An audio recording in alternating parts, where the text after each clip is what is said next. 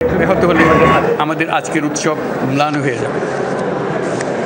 প্রচণ্ড নিষ্ঠুর পতিত স্বৈরাচারী সরকার এসব প্রতিষ্ঠানকে দিয়ে ক্ষমতা কুক্ষিগত করে রেখেছিল।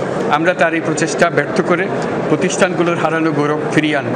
এই ঘৃণ্য চেষ্টায় ব্যবহৃত হয়ে যারা অপরাধ সংগঠিত করেছে তাদেরকে আইনানুগ বিচারের মাধ্যমে শীঘ্রই উপযুক্ত শাস্তি দেওয়া হবে।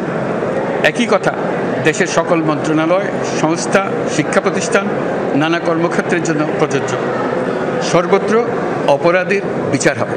আজ প্রত্যেকটি প্রতিষ্ঠান ও তার সদস্যরা নিজ নিজ কর্তব্য পালন করার মাধ্যমে দ্বিতীয় স্বাধীনতাকে উপভোগ করবেন, দেশকে গৌরবের শীর্ষে নিয়ে যাবেন এবং দেশবাসীকে এবং জগৎবাসীকে উপভোগ করার সুযোগ করে দেবেন।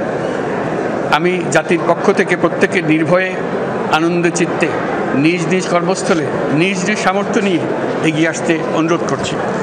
দেশের সকল মানুষকে আজ স্বাধীন, নির্ভয়, নিরুদ্বেগ থাকার জন্য নিশ্চয়তা দেওয়ার জন্য আমাদের ছাত্র শহীদরা প্রাণ দিয়েছেন। এই অভ্যুত্থানের মাধ্যমে সৃষ্ট সরকার দেশের প্রত্যেকের সরকার। এখানে থাকবে সকলের আকাঙ্ক্ষা পূরণের অধিকার। অরাজকতার বিষবাষ্প এখন যেই ছড়াবে, বিজয়ী ছাত্র জনতা সহ মুক্ত মানুষের আইন শৃঙ্খলা বাহিনীর পূর্ণ শক্তি তাকে ব্যর্থ করে দেবে। নিষ্ঠুর স্বৈরাচারী সরকার দূর হয়ে গেছে। কাল সূর্য উদয়ের সঙ্গে সঙ্গে গণতন্ত্রের, সুবিচারের, মানবাধিকারের, নির্ভয়ে মত প্রকাশের পূর্ণ স্বাধীনতার জন্য সকলের স্বাচ্ছন্দ্যে জীবন ধারণের সুযোগ প্রদানের সচেষ্ট সরকারের ঘনিষ্ঠ সান্নিধ্য ও সহমর্মী পরশ দলমত নির্বিশেষে সবাই উপভোগ করবেন। এটাই আমাদের লক্ষ্য। আমাদেরকে এই লক্ষ্য পূরণে সাহায্য করুন। সারা বিশ্ব আজ অবাক হয়ে বলছে, সাবাস বাংলাদেশ, সাবাস বাংলাদেশের ছাত্র জনতা।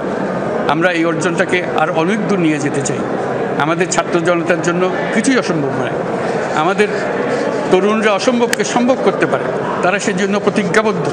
যদি আমরা ঐক্যবদ্ধ থাকি, ধ্বংসাত্মক কর্মকাণ্ড থেকে দূরে থাকি, সবার জন্য মুক্ত পরিবেশ সৃষ্টি করতে পারি, আমাদের বিজয় অবশ্যই হবে।